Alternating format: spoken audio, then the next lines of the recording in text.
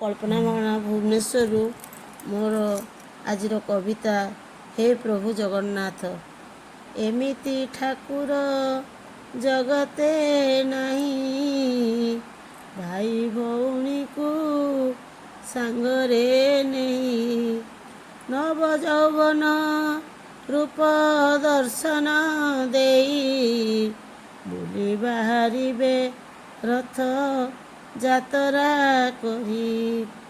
ସ୍ନାନ ପୂର୍ଣ୍ଣିମାରେ ଜଳରେ ଗାଧୋଇ ଜ୍ୱରରେ ପଡ଼ି ପ୍ରଭୁ କେତେ କଷ୍ଟ ପାଇ ଜଡ଼ିବୁଟି ଦେଇ ସେବକ ସେବିଲେ ଫୁଲୁରି ତେଲକୁ ମାଲିସ କରି, ଫୁଲୁରି ତେଲକୁ ମାଲିସ କରି।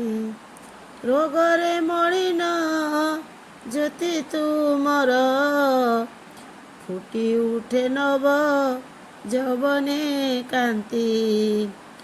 ଅବର୍ଣ୍ଣନୀୟ ତୁମ ରୂପକୁ ଦେଖି ମନରେ ଉଦ୍ଦୀପନା ଯାଏ ରେ ଭରି, ମନରେ ଉଦ୍ଦୀପନା ଯାଏ ରେ ଭରି।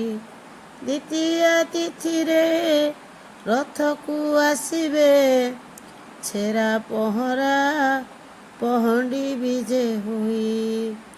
ଭାଇ ଭଉଣୀକୁ ଆଗରେ ପଠାଇ ପଛରେ ଆସିବେ ମନ ମଜେଇ। ଲକ୍ଷ ଲକ୍ଷ ଭକ୍ତ ଚାହିଁ ବସିଥିବେ ବଡ଼ଦାଣ୍ଡେ ତିନି ଠାକୁରଙ୍କ ରଥରେ ଦର୍ଶନ ପାଇଁ। ତାଳ ଧ୍ୱଜ ଦର୍ପ ଦଳନ ନନ୍ଦିଘୋଷ ରଥ ଭକ୍ତଙ୍କ ଦ୍ୱାରା ଟଣା ହୋଇ ଆସିବ ଝୁଲି ଝୁଲି। କଳା ଧଳା ଘୋଡ଼ା ଦୁଇ ଭାଇଙ୍କ ଟାହିଆ ଫୁଲ ଚାରମାଳ ହଲୁଜେ ଥିବ। ମୁରୁକି ମୁରୁକି ହସୁଥିବେ ପ୍ରଭୁ, ମୁରୁକି ମୁରୁକି ହସୁଥିବେ ପ୍ରଭୁ। ବାଟରେ ଖାଇବେ କେତେ ଯେ ଭୋଗ।